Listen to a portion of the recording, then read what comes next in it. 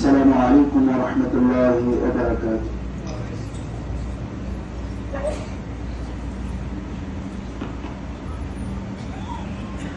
الله أكبر الله أكبر الله أكبر الله أكبر أشهد أن لا إله إلا الله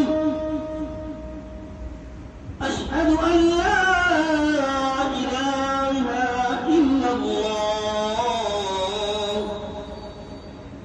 أشهد أن محمد رسول الله أشهد أن محمد رسول الله حي على الصلاة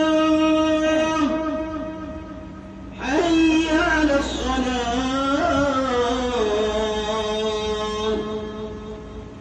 حي على الفلاح حي على الفلاح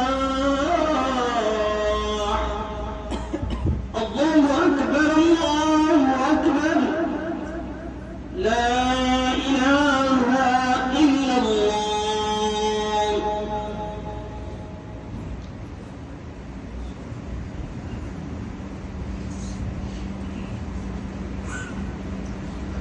إن الحمد لله نحمده ونستعينه ونستغفره ونعوذ بالله من شرور أنفسنا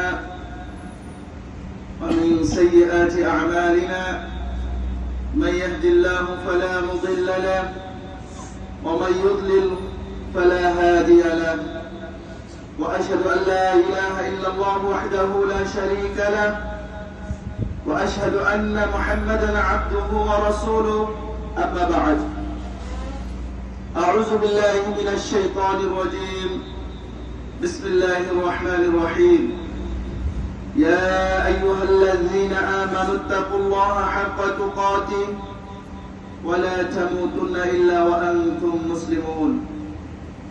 وقال سبحانه وتعالى يا أيها الناس اتقوا ربكم الذي خلقكم من نفس واحدة وخلق منها زوجها وبث منهما رجالا كثيرا ونساء واتقوا الله الذي تساءلون به والأرحام إن الله كان عليكم رقيبا. وقال سبحانه وتعالى يا أيها الذين آمنوا اتقوا الله وقولوا قولا سديدا يصلح لكم أعمالكم ويغفر لكم ذنوبكم ومن يطع الله ورسوله فقد فاز فوزا عظيما. সমস্ত প্রশংসা আল্লাহ সুবহানাহু ওয়া তাআলার জন্য যে মহান রব্বুল আলামিন আমাদেরকে মুসলমান হয়ে দুনিয়াতে আসার তৌফিক দান করেছেন এই জন্য কালিমাতুল শুকরিয়া আদায় করি আলহামদুলিল্লাহ। সম্মানিত উপস্থিতি, আমরা সবাই জানি যারা ইসলাম গ্রহণ করেছে মুসলমান হয়েছে আল্লাহ পাক রব্বুল আলামিন তাদেরকে মৃত্যুর পর জান্নাত দান করবে। আর জান্নাত এমন একটি নিয়ামত যে নিয়ামত শুধু আল্লাহ যাদেরকে চান তারাই পাবে, অন্য কোন মানুষ জান্নাতের হকদার হতে পারবে না। কারণ যারাই নেক কাজ করবে, যারাই আল্লাহর প্রিয় বান্দা হবে, যারাই আল্লাহর একনিষ্ঠ বান্দা হবে, আল্লাহ সুবহানাহু ওয়া তাআলা তাদেরকেই জান্নাত দান করবে। যারা প্রিয় বান্দা হবে, আল্লাহর অনুগত হবে, মরণের পর পরকালে আল্লাহ সুবহানাহু ওয়া তাআলা তাদের জন্য রেখেছেন জান্নাত। জান্নাত মানে শুধু বৃক্ষ বিশিষ্ট বাগান নয়, বরং তাতে থাকবে বাসস্থান, অট্টালিকা এবং চরম সুখ সামগ্রী, এমন সবকিছু যা মানুষ কল্পনাও করতে পারে না।